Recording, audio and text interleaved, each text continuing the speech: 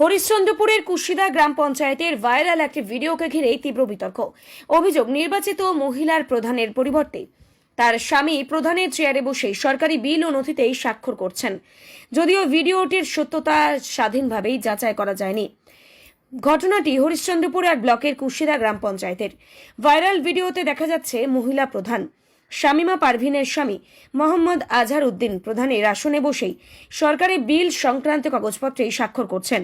ভিডিওতে পঞ্চায়েতের executive assistant Mohammad Rafiqul Islam এবং নির্মাণ সহায়ক দেবাশিস কুণ্ডুকে উপস্থিত থাকতে দেখা যায়। এই নিয়ে শুরু হয়েছে রাজনৈতিক বিতর্ক। বিজেপির দাবি এটি পুরোপুরি বেআইনি। ভিডিওর সত্যতা যাচাই করে প্রধানের স্বামী ও উপস্থিত পঞ্চায়েত আধিকারিকদের বিরুদ্ধেই ব্যবস্থা নেওয়ার দাবি জানিয়েছেন। ভিডিও প্রকাশ্যে আসতে নির্বাচিত প্রধানের পরিবর্তে অন্য কেউ কিভাবে সরকারি নথিতে স্বাক্ষর করলেন?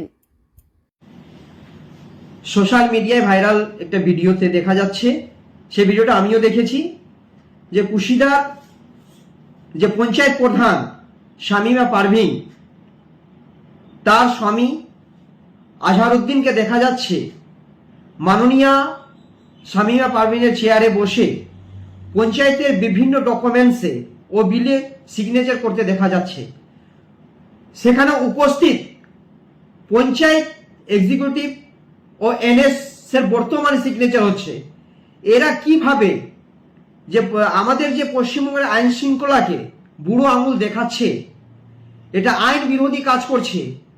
প্রশাসনের কাছে আবেদন করব, তাড়াতাড়ি এদের পূর্ণ তদন্ত করে এদের সঙ্গে যারা জড়িত আছে তাদেরকে অবিলম্বে অ্যারেস্ট করে এদেরকে জেলে নিয়ে যেতে হবে।